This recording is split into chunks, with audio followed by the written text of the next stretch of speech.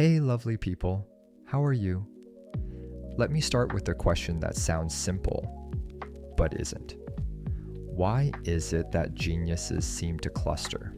Why does ancient Greece suddenly produce Socrates, Plato, and Aristotle, almost back to back? Why does the Renaissance explode in Florence, of all places, with Leonardo da Vinci, Michelangelo, and Raphael within the same century? Why does Silicon Valley, a few square miles of land, keep churning out world-changing ideas? And why don't geniuses seem to be evenly distributed across time and geography? If genius were purely something you're born with, a kind of lightning bolt from the universe, you'd expect it to appear randomly, but it doesn't. It gathers, it blooms in certain places, at certain moments, under certain conditions. So today, we're asking the uncomfortable question: are geniuses born, or are they made, slowly, quietly, by environment and culture? And the answer, like most truths, is more interesting than either extreme. But before that, it'd be great if you could like, subscribe, and donate, because it really helps the channel. All right, let's dive in. The romantic myth of the born genius. We love the idea of the born genius, the child prodigy, the effortless brilliance, the person who just has it. Mozart, composing at 5. Einstein, bending time itself. Van Gogh, seeing colors no one else could. It's a seductive story because it lets the rest of us off the hook.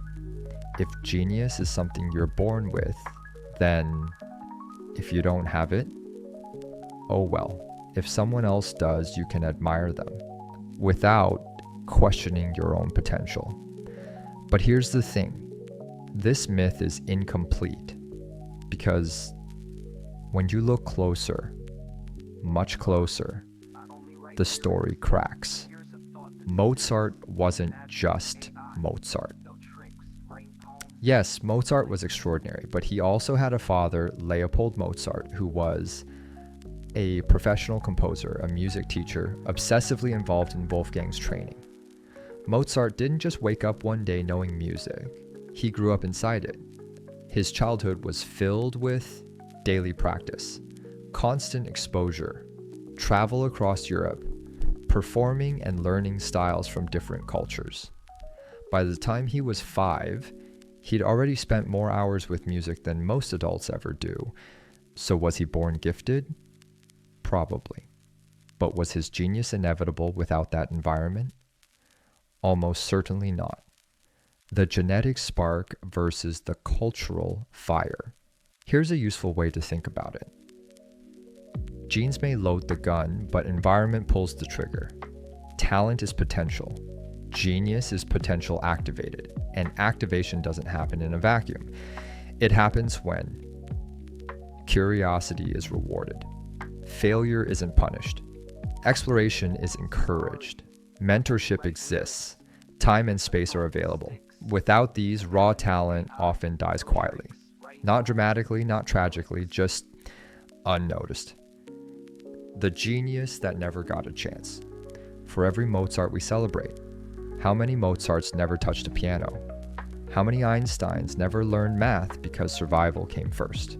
How many brilliant minds were spent farming, laboring, caring, enduring?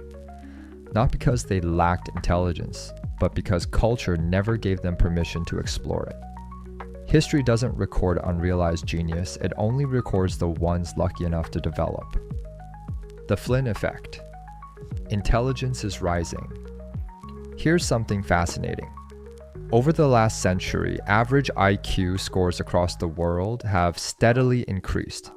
This is known as the Flynn effect. Human genetics haven't changed that fast. So what did?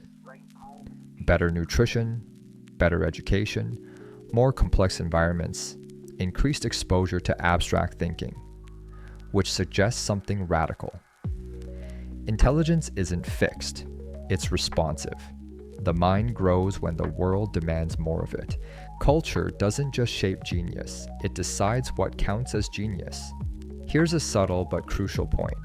Every culture defines genius differently. In ancient Greece, genius was philosophical reasoning. In Renaissance Italy, it was art and architecture. In the industrial age, it was engineering. Today, it's tech innovation and influence. That means this: you might be a genius in one culture and invisible in another, a poet in a factory town, a philosopher in a survival economy, a contemplative mind in a productivity-obsessed world. Genius isn't just about ability, it's about fit. The case of Einstein. Yes, that Einstein.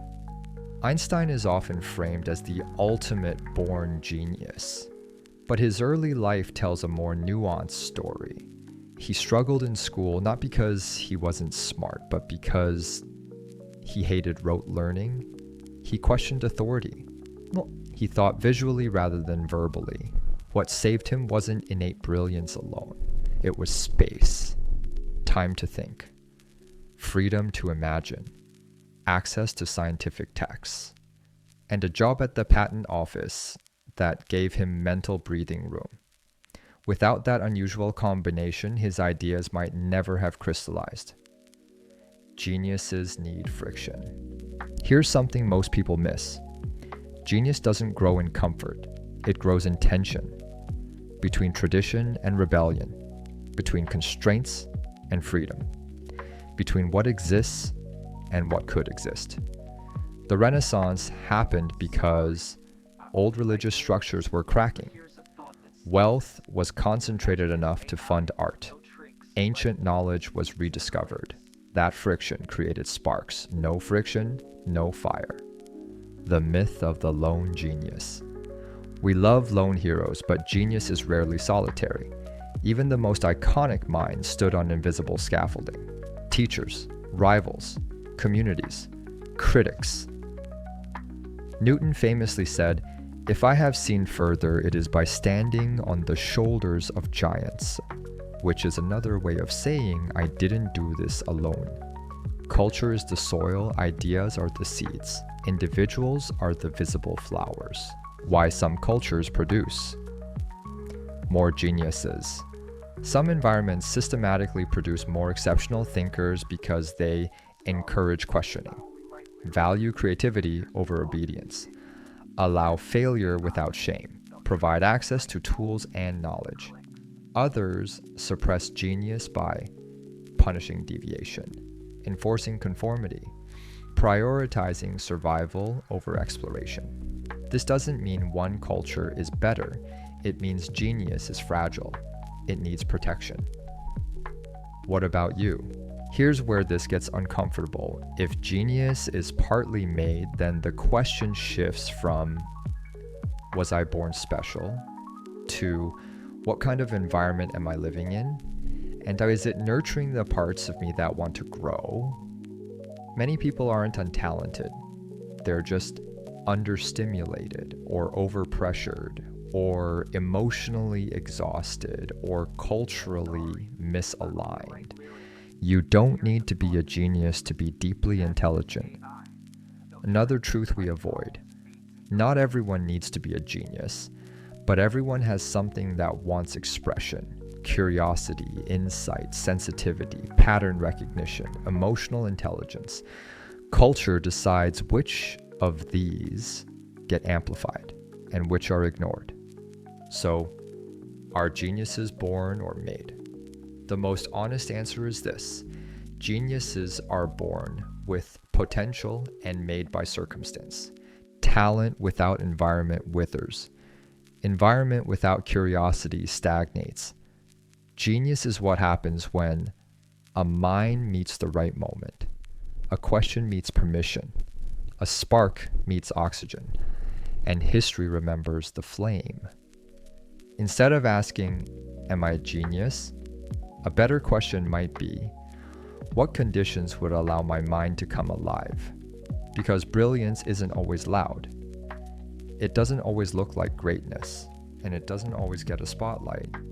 Sometimes it just needs space, and culture, the invisible hand around all of us, decides who gets that space and who doesn't.